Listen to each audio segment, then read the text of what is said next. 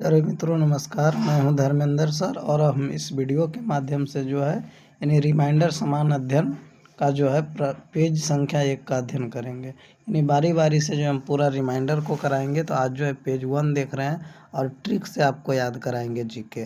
तो पहला जो है हड़प्पा सभ्यता या सिंधु घाटी की सभ्यता। देखिए, इसे हड़प्पा सभ्यता, सिंधु घाटी की सभ्यता, सैंधव सभ्यता इत्यादि नामों से जाना जाता है और इसे ही ये जो कास्युगीन सभ्यता भी कहा जाता है। तो इसे कौन कौन सा नाम हो गया? हड़प्पा सभ्यता, सिंधु घाटी की सभ्यता, कास्युगीन सभ्यता और सैंधव सभ्यता के नाम से जाना जाता है। तो पहला क्वेश्चन कह रहा है हड़प्पा सभ्यता किस युग की सभ्यता थी? तो आपका हो जाएगा ये कास्युगीन सभ्यता। दूसरा क्वेश्चन कह रहा है कि हड़प्पा सभ्यता का खोज का श्रेय किसे जाता है?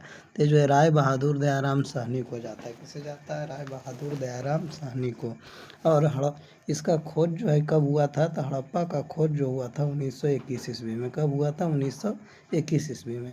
अगला प्रश्न है कि हड़प्पा सभ्यता का काल कब से कब तक माना गया है? तो 2500 ईसा पूर्व से लेकर के 1500 ईसा पूर्व। लेकिन कार्बन 14 विधि के द्वारा जो है ये सबसे अगर सटीक की अगर बात किया जाए तो इसका जो सही जो आंसर होगा ये आपका हो जाएगा 2500 से लेकर के 1750 ईसा पूर्व हो जाएगा। ये हो जाएगा आपका इसका काल।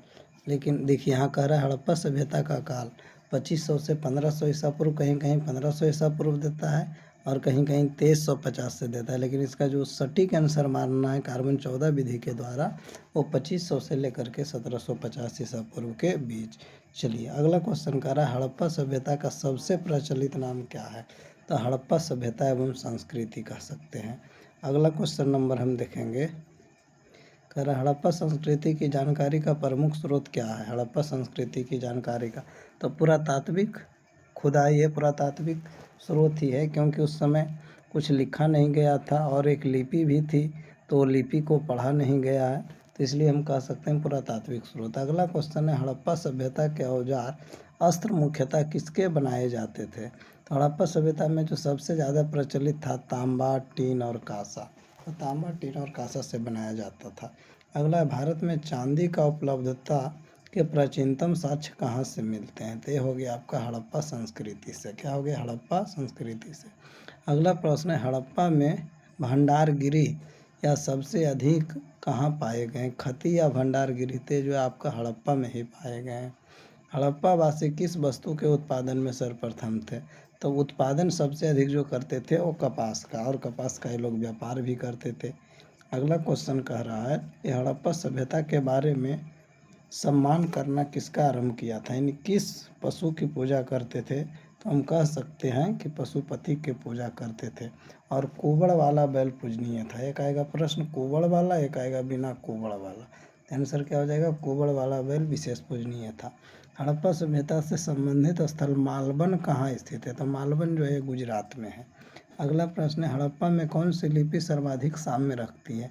तो ये हो गया हड़प्पा सभ्यता द्रविड़ लिपि साम्य रखती है और यह लिपि जो है दाएं से बाईं ओर लिखी जाती थी, मतलब द्रविड़ लिपि से साम्य रखती है, समानता। हड़प्पा संस्कृति के स्थलों का सर्वाधिक संकेंद्रण किस नदी के किनारे प्राप्त हुआ? हखड़ा एवं सरस्वती नदी के किनारे। यानी हड़प्पा संस्कृति की अधिकांशता स्थल जो है यानी सरस्वती नदी के तट पर मिले, सिंधु नदी के तट पर मिले। ये कह सकते हैं कि सिंधु नदी के तट पर मिले। अगला है कि हड़प्पा की मोहरें किसकी बनी होती थी? तो स्टेलाइट पत्थर की होते थे या सेल खड़ी की, हम कह सकते हैं सेल खड़ी की जो है बने होते थे। किसका बने होते थे? सेल खड़ी के। अगला क्वेश्चन है कि किस पुरातत्वविद ने सिंधु घाटी सभ्यता के मोहनजोदड़ो की खोज की? तो मोहनजोदड़ो की जो खोज की वो राखाल दास बनर्जी ने। वो किसने किया था? मोहनजोदड़ो का खोज राखाल दास बनर्जी ने किया था। और ये कब किया था? तो 1922 ईस्वी में। हड़प्पा की खोज 1921 में और मोहनजोदड़ो की खोज 1922 में। हड़प्पा की खोज दयाराम साहनी और मोहनजोदड़ो का खोज राखाल दास बनर्जी। सिंधु घाटी सभ्यता को किस युग की सभ्यता मानी जाती है? तो आधे ऐतिहासिक। यानी सिंधु घाटी सभ्यता और वैदिक सभ्यता दोनों को जो आधे ऐतिहासिक सभ्यता को माना जाता है। यानी ऐतिहासिक काल को 3 भागों में बांटा गया है, एक प्राग ऐतिहासिक काल, एक आध ऐतिहासिक काल और एक ऐतिहासिक काल। तो हड़प्पा सभ्यता या सिंधु घाटी सभ्यता को आध ऐतिहासिक काल के अंतर्गत रखा गया है। सिंधु सभ्यता का कौन सा स्थान भारत में स्थित है? देखिए लोथल भी है, कालीबंगा भी है, बहुत सारे हैं। तो ये सब जो है भारत में है। जैसे लोथल हो गया गुजरात में, कालीबंगा हो गया राजस्थान में, आलमगीरपुर उत्तर प्रदेश में। तो बहुत सारे स्थल हैं। सिंधु घाटी सभ्यता की आखिर सिंधु घाटी सभ्यता मुख्यतः कैसी थी? तो यह शहरी सभ्यता थी, जिसको हम कह सकते हैं नगरीय सभ्यता थी। हड़प्पा सभ्यता कैसी थी? नगरीय सभ्यता। सिंधु घाटी सभ्यता किस रूप में जानी जाती है? तो देखिए आगे आपका नगर नियोजन के रूप में। नगर नियोजन के रूप में सिंधु घाटी सभ्यता के व्यक्तियों का मुख्य आहार क्या था? तो गेहूँ था। सिंधु घाटी सभ्यता के लोगों का मुख्य आहार क्या था? गेहूँ था। अगला क्वेश्चन है, कह रहा है कि सिंधु घाटी सभ्यता के लोगों का धर्म मुख्यतः किस पर आधारित थी? तो मातृ देवी की पूजा। ये लोग मातृ देवी की पूजा करते थे। स्त्री प्रधान सभ्यता है और यही मातृ देवी जिन्हें आज हम देवी दुर्गा, चंडी, काली, अम्बे, जगदम्बे माँ के नाम से जानते हैं। सिंधु घाटी सभ्यता की लिपि कैसी थी? तो लिपि इसकी अस्पष्ट थी, जिसे हम पढ़ी नहीं जा सकती है। अस्पष्ट कह दे, या फिर पढ़ी नहीं जा सकती थी, या फिर कह दे कि यह जो है लिपि द्रविड़ लिपि से साम्य रखती थी। तो ये सब होगा ऑप्शन के हिसाब से। सिंधु घाटी के सभ्यता का संबंध किससे था? तो सुमेरिया से। अगला है, सिंधु घाटी के लोग सामान्यतः किस पशु से परिचित नहीं थे? तो गाय से। यानी गाय का जो है यहाँ पर कोई साक्ष्य नहीं मिला है। चलिए यहाँ तक हो गया। आज हम एक ही पेज को देखेंगे, एक एक पेज जो है प्रतिदिन देखते जाएंगे। तो इस तरह से आपका जो है पूरा हम रिमाइंडर जो है कवर करा देंगे, और जहाँ नहीं याद होगा हम ट्रिक को अपनाएंगे। चलिए, सिंधु घाटी सभ्यता के निवासियों को किन खाद्यान्नों का उत्पादन में अग्रणी था? तो जैसा जानते हैं गेहूँ, जौ, कपास, मटर, कहीं से चावल के भूसी के भी साक्ष्य मिले हैं इस तरह से।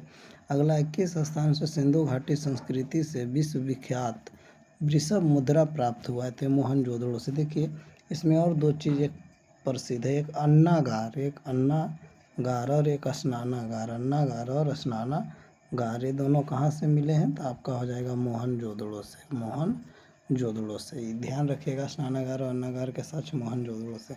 सिंधु घाटी सभ्यता के लोग अनभिज्ञ थे। अनभिज्ञ मतलब कि किस धातु से अपरिचित थे? किससे अपरिचित थे? तो आपका हो जाएगा लोहा से।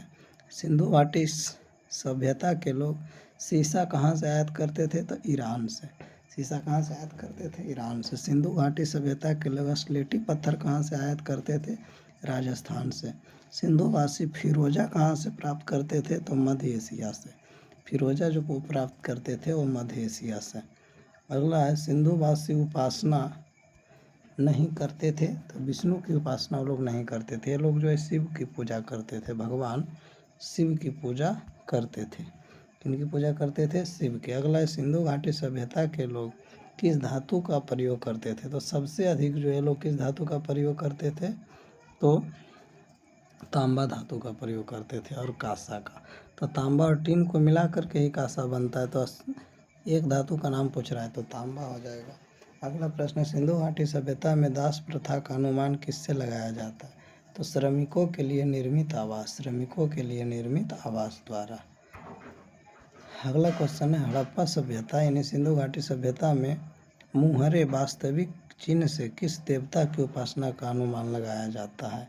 तो देखिए हम यहाँ कह सकते हैं कि सिंधु घाटी सभ्यता में जो है ये जो है सूर्य देवता, यानी वहाँ से स्वास्तिक के चिन्ह मिले। तो स्वास्तिक जो है सूर्य देवता को समर्पित था। सिंधु घाटी सभ्यता की आकृति कैसा था? तो त्रिभुजाकार था, यानी त्रिभुजाकार था। और कुल इसका अगर क्षेत्रफल की बात किया जाए तो लगभग 13 लाख वर्ग किलोमीटर था। 13 लाख वर्ग किलोमीटर, यानी टोटल की बात किया जाए तो 12,99,600 वर्ग किलोमीटर था। 600 वर्ग किलोमीटर था हड़प्पा सभ्यता का क्षेत्रफल। और इसकी आकृति कैसी थी? त्रिभुजाकार थी, यानी उत्तर से दक्षिण की लंबाई कहे, उत्तर से दक्षिण तो 1100 किलोमीटर, अगर पूरब से पश्चिम की लंबाई कहे तो आपका हो जाएगा 1600 किलोमीटर। तो इस प्रकार से जो है हड़प्पा सभ्यता का विस्तार था। कह रहा हड़प्पा सभ्यता का विस्तार कहाँ से कहाँ तक था? तो पूरब में आलमगीरपुर से लेकर पश्चिम के सनकोतडार तक, और उत्तर में भांडा से दक्षिण में दैमाबाद तक के स्थित था। यानी इस प्रकार से जो है इसका साम्राज्य यानी हड़प्पा सभ्यता जो है विस्तृत था। और अगर बात किया जाए सैंधव सभ्यता में मुहर पर किस पशु का सर्वाधिक उत्तीर्ण? तो कुबड़ वाला सांड। बताएं कि कुबड़ वाला स्थल जो है सबसे अधिक पूजनीय था। सैंधव सभ्यता में स्नानागार और अन्नागार की अगर साक्ष्य की बात करें तो कहाँ हो जाएगा, मोहनजोदड़ो हो जाएगा। अगला क्वेश्चन है, सैंधव सभ्यता की अर्थव्यवस्था का मुख्य आधार किस पर था, तो वो एक कृषि पर आधारित था। 1953 में बीवी लाल और बीके थापड़ के निर्देशन में किस सैंधव सभ्यता का स्थल का उत्खनन हुआ, तो कालीबंगा। अगला प्रश्न है, पंजाब में कौन से सैंधव स्थल थे, हड़प्पा, तो हड़प्पा, रहमान ढेरी, राय, बहुत सारे स्थल थे।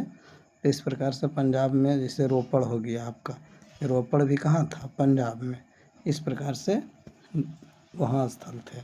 अगला क्वेश्चन है, इस सैंधव निवासियों के धार्मिक जीवन में कौन सा तत्व विद्यमान नहीं था, तो विशिष्ट मूर्ति की पूजा, वो लोग मूर्ति पूजा नहीं करते थे।